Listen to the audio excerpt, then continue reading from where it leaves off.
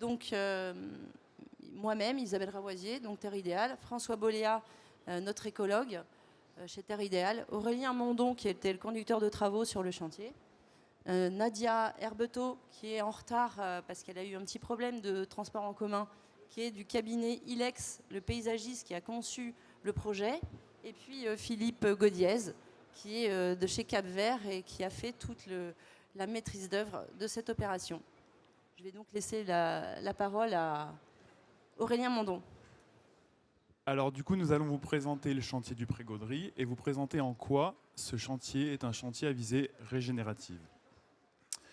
Donc ce chantier-là, ce chantier de Pré-Gaudry, est un chantier sur lequel nous avons fait de la refertilisation de sol en place, puisque nous avions un état initial où les sols étaient des sols qui sont devenus stériles par son passé industriel. Philippe présentera un peu le contexte du site.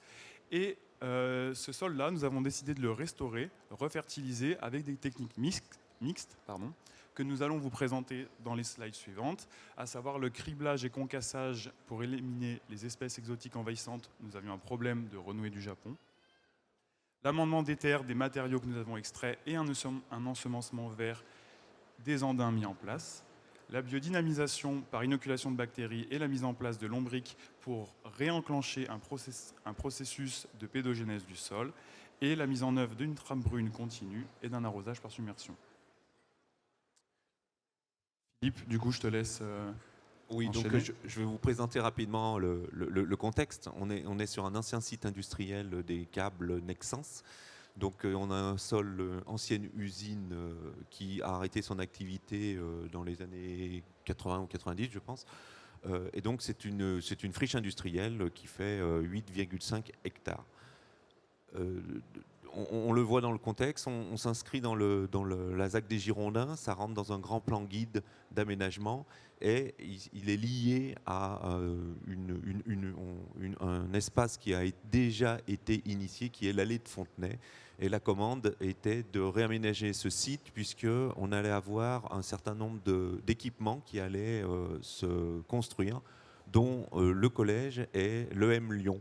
Donc on voit ici le collège de Pré-Gaudry qui est actuellement en place. L'EM Lyon qui est également en cours de construction, voire de livraison. Et donc on s'inscrivait dans cet espace.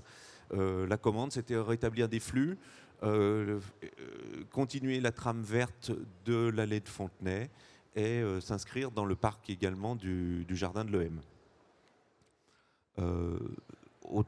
Donc voilà, on va dire que l'objectif c'était de recréer des continuités et l'idée c'était de ne pas simplement créer une allée, une continuité d'allée, mais véritablement un parc urbain avec des usages et la continuité je veux dire au niveau du collège, les élèves, etc.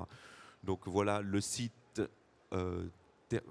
terminé, une grande prairie, donc quelque chose de plutôt très ouvert, avec énormément de végétal et énormément de plantations, et des usages liés aux activités scolaires et universitaires de proximité.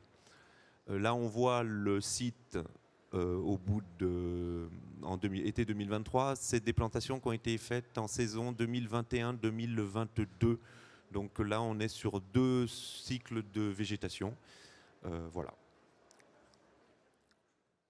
Merci. Du coup, nous avons ici un site qui regroupe pas mal de paradoxes en termes de végétalisation urbaine, puisque nous avons des sites avec un sol urbain dégradé, une volonté forte, un enjeu fort, un enjeu social, politique et environnemental de végétaliser les villes, et une contrainte qui s'ajoute à tout cela, qui est la ressource en terre végétale de moins en moins disponible, une ressource à préserver et une ressource dont la non-disponibilité va être encore accrue avec la loi ZAN.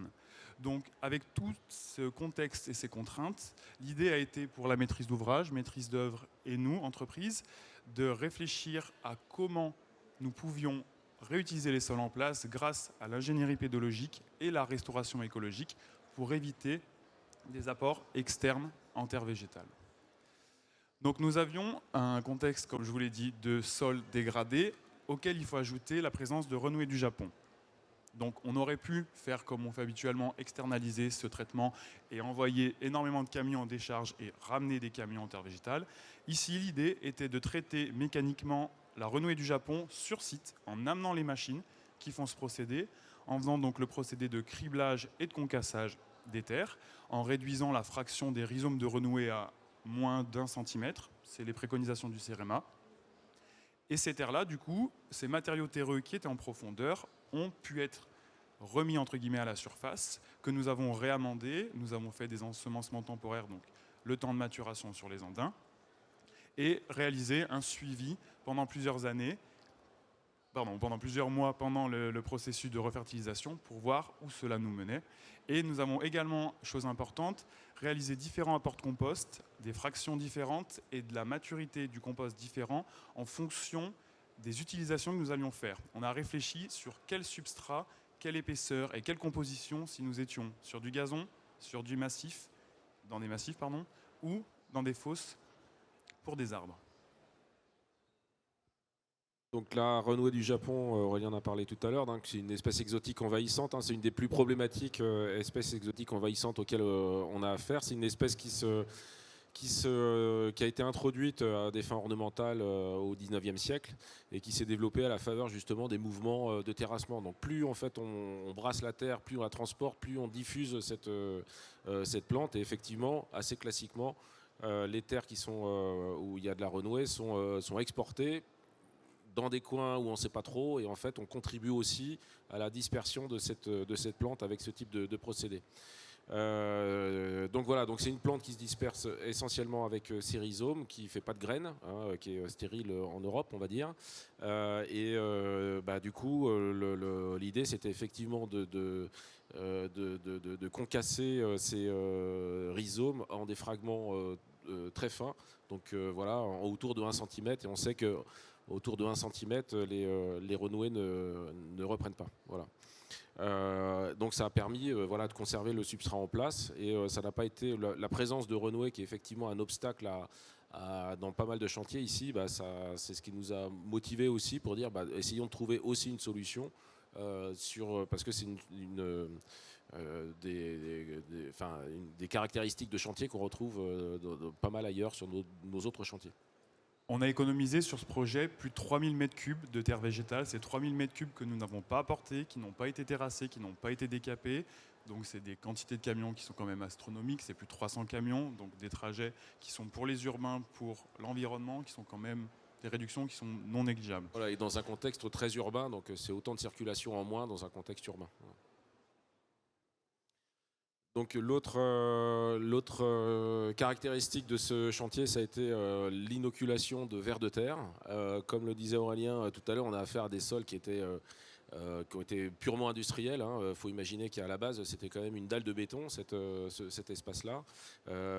En partie cassé, donc la renouée s'est installée, mais il y avait très peu de vie biologique du sol, mais pour autant avec un potentiel de fertilité qui était intéressant. Par contre, les populations de vers de terre, qui sont quand même des éléments essentiels dans la fertilité du sol, n'y étaient pas. Et donc une des choses, des innovations importantes en fait de ce chantier, ça a été l'introduction de ces 3 grands types de vers, de vers de terre dans le sol qui étaient absents. Donc les épigées pour mémoire, c'est les petits vers de terre qui sont en surface, qui vont se trimballer de manière horizontale, on va dire, en surface. Les endogées, c'est ceux qui font des galeries verticales sur les 20 premiers centimètres de sol et qui vont contribuer à enfouir un petit peu de matière organique sur ces premiers centimètres. Et après, les anécies, qui sont les vers profonds, qui vont descendre jusqu'à 1 mètre de profondeur et qui vont contribuer à faire pénétrer l'eau jusque au plus profond du sol.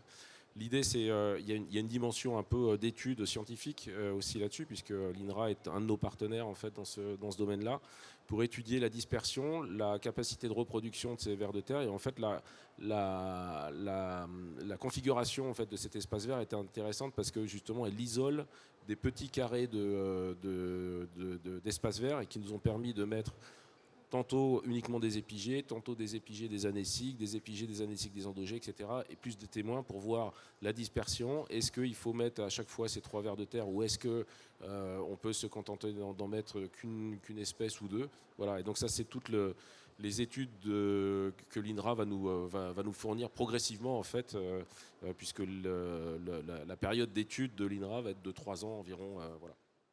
Tout à fait. Donc c'est un protocole qui a été mis en place par l'INRA.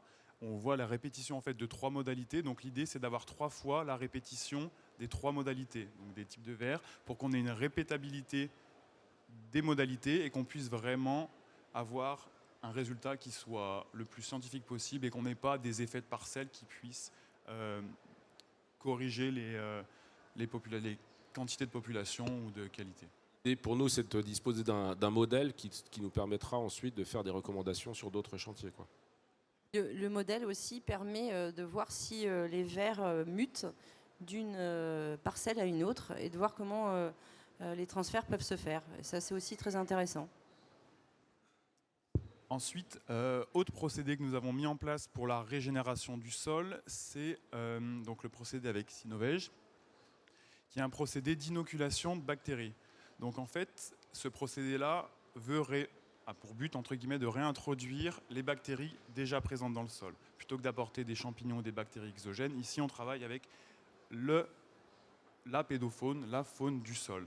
Donc l'idée ici, c'est donc de prélever des échantillons de sol, les analyser en laboratoire pour voir quels sont les types de bactéries qui sont déjà présentes. Donc c'est les bactéries fonctionnelles du sol, les bactéries fixatrices d'azote et solubilisatrices de phosphore. Une fois que ces bactéries sont identifiées, elles sont isolées et multipliées en laboratoire pour être produites dans un inoculum, c'est ce que vous voyez le produit ici, que nous avons donc dilué lors du plombage des arbres et que nous avons réintroduit en grande quantité.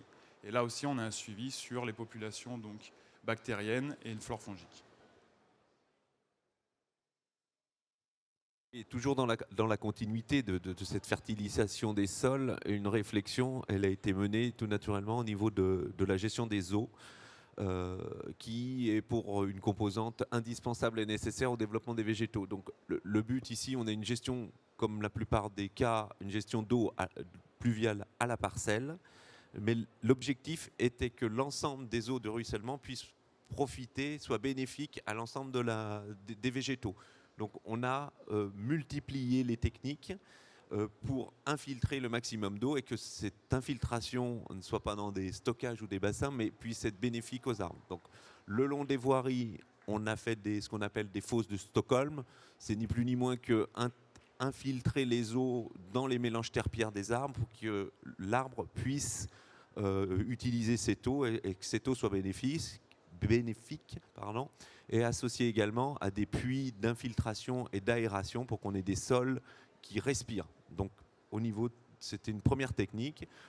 Le concepteur a également fait des jardins en creux avec un nivellement spécifique pour que les eaux de ruissellement aillent préférentiellement dans les zones d'espace vert, donc les végétaux étant alimentés par les eaux de pluie. Dès qu'une goutte tombait sur le revêtement, elle allait naturellement vers les espaces verts.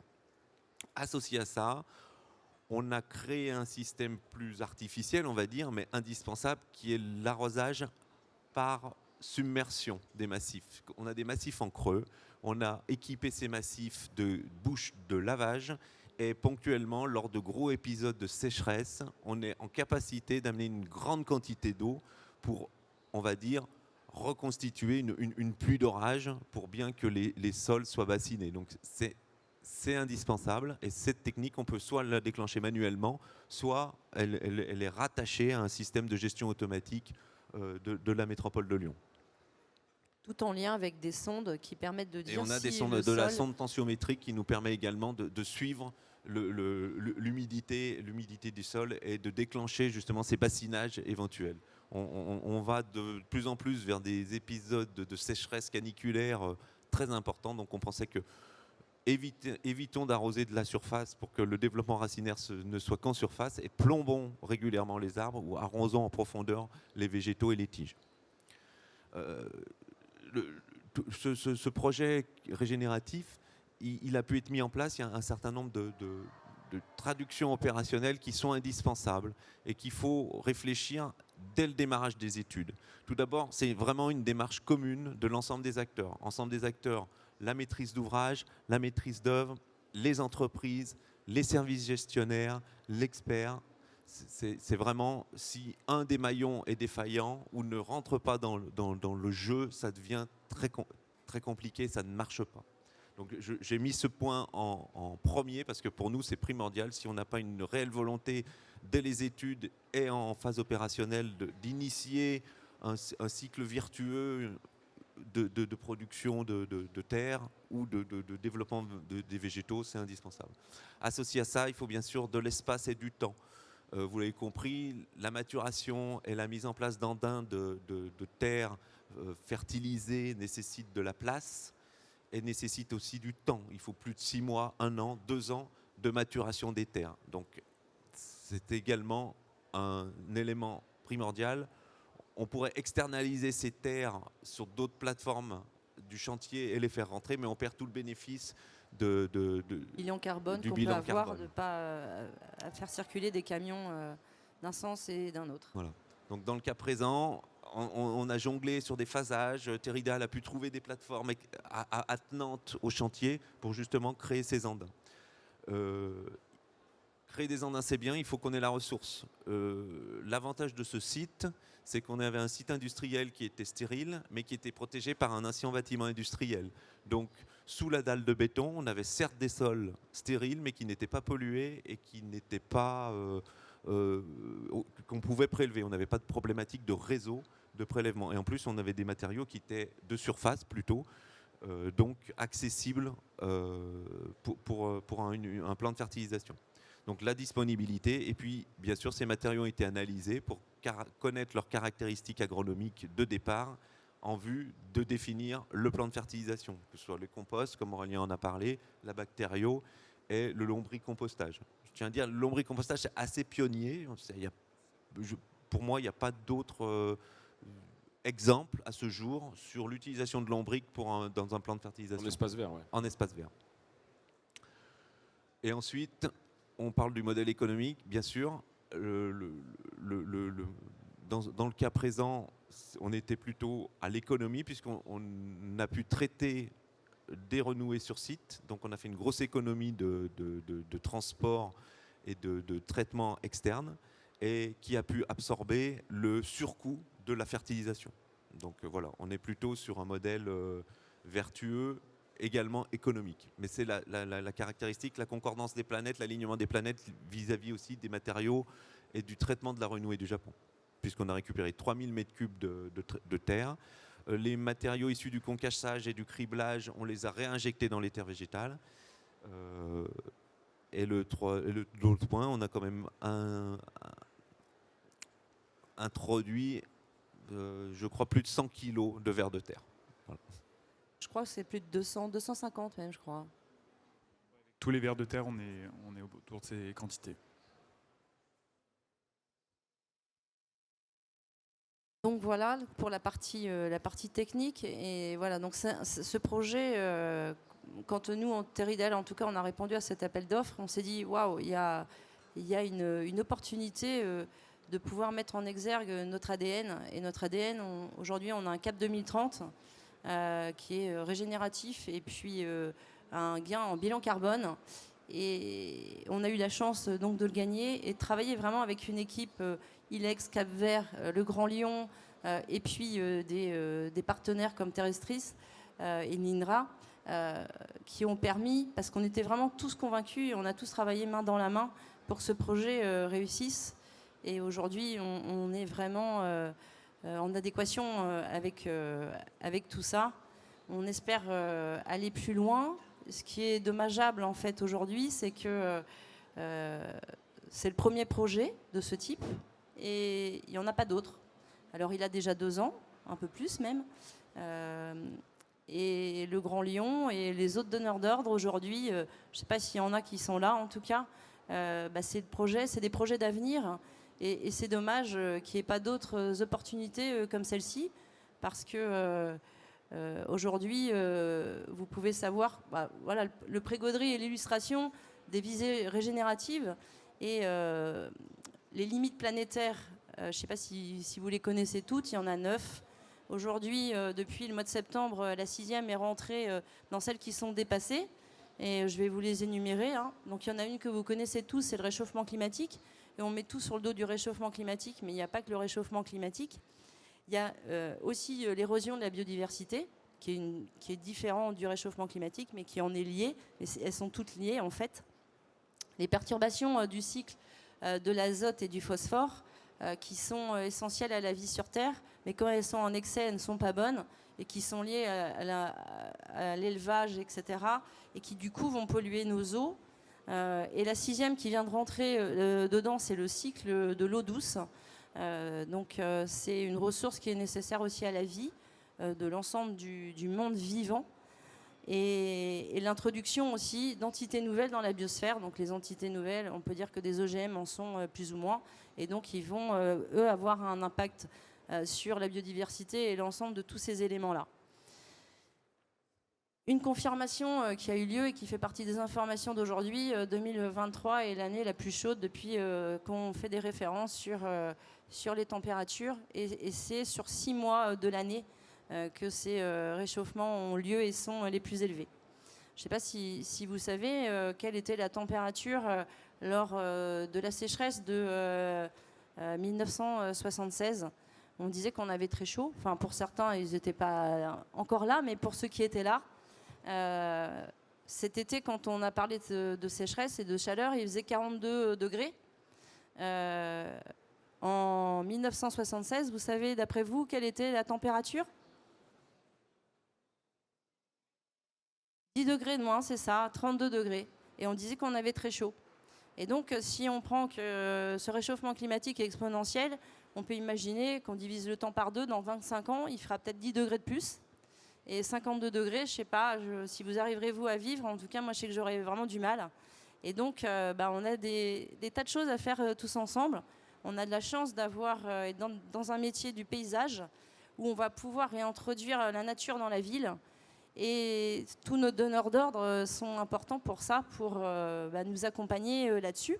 Et du coup, a été votée il n'y a pas longtemps la stratégie nationale de la biodiversité par l'État national, qui dit qu'il faut qu'on vive en harmonie avec la nature, qu'on limite le changement des usages des terres, parce qu'aujourd'hui, effectivement, on les utilise plus pour construire qu'autre chose. Lutter aussi contre les espèces invasives. Donc vous avez pu voir, le pré-gaudry, les espèces invasives. On a récupéré une friche industrielle qu'on a renaturée avec beaucoup de biodiversité, des vers de terre, etc. De ramener la nature en ville, donc c'était le cas aussi. De restaurer des sols, ce qu'on a fait, puisqu'on a refertilisé des sols qui étaient... voilà. De restaurer des zones humides. Donc du coup, avec notre système de récupérer les eaux de pluie, de ruissellement, eh bien, on a aussi un impact sur ce réseau-là. D'inverser aussi le déclin des espèces menacées. Pour ça, l'État se dit qu'il doit être exemplaire. Donc ça veut dire qu'ils ont pris cette décision en 2023, qu'on va avoir plein de projets qui vont aller dans ce sens de cette opération du pré-gaudry à Lyon. Et puis aussi que les entreprises soient engagées. Donc pour ça, voilà, Terre Idéale, nous en tout cas on l'est. Je pense qu'il y en a d'autres aussi. Mais donc c'est important que, comme on le disait tout à l'heure, c'est un ensemble d'acteurs qui fait que c'est la réussite de tout ça. Et nous avons donc la chance d'être les acteurs majeurs de ce changement-là en étant dans ces métiers des espaces verts et de faire qu'on change les choses. Nous avons le possible d'être les pourvoyeurs d'être régénératifs, de préserver la biodiversité. Vous savez qu'aujourd'hui, c'est plus de la préserver, on doit aller plus loin. La COP15 a avancé là-dessus et on doit aujourd'hui la régénérer, donc on doit aller plus loin. Donc le fait de remettre la nature en ville, eh bien, on va créer des îlots de biodiversité et donc on sera régénératif aussi. Et pour ça, il faut qu'on y participe tout.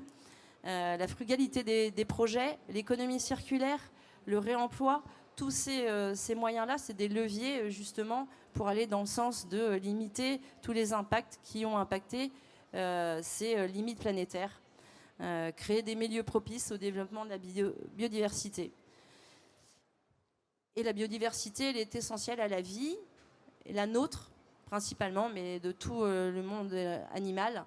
Sans elle, on ne peut pas vivre. S'il n'y a pas d'abeilles, eh ben, il y a pas, voilà, on ne peut pas se nourrir, etc. Le cycle de l'eau, enfin, tout en fait complètement partie.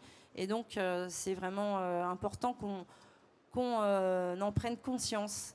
Et que nos maîtres d'ouvrage prennent vraiment ça à cœur. Et j'espère que du coup, ils vont entendre ce message, parce que ce chantier de pré-Gaudry, alors il y a eu d'autres choses qui se sont faites sur Lyon, sur la SPL Confluence, mais c'est que des prémices, et nous, on attend vraiment d'aller vraiment plus loin tous ensemble sur ces projets, parce que c'est l'avenir de notre planète, et de remettre la nature dans les villes. Aujourd'hui, c'est le sujet de ce Paysalia 2023.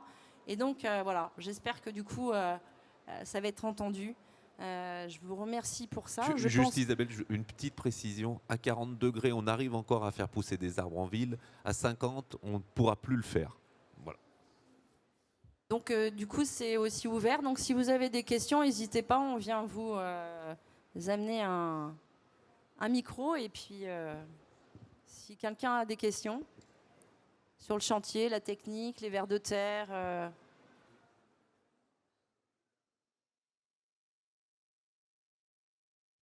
Et Nadia Dilex est arrivée, tu peux nous rejoindre.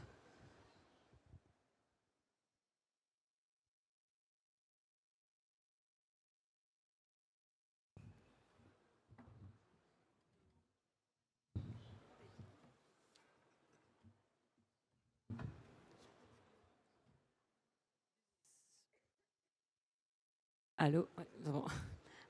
Sur ce chantier, est-ce que vous pourriez citer un ou deux gros loupés que vous avez eus? Quelque chose que vous n'aviez pas forcément prévu? Ça a pu être une fin heureuse, ou alors au contraire quelque chose de très très problématique? Un des loupés ou un des...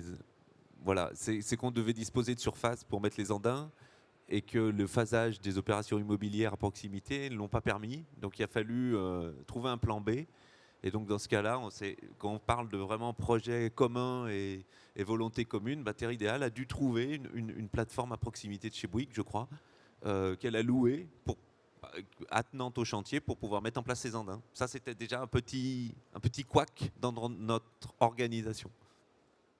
Un autre couac, c'est le chantier a démarré par la construction du collège, parce qu'il y avait une urgence, si vous voulez, à la rentrée suivante, pouvoir ouvrir ce collège, parce qu'il y a des besoins aujourd'hui.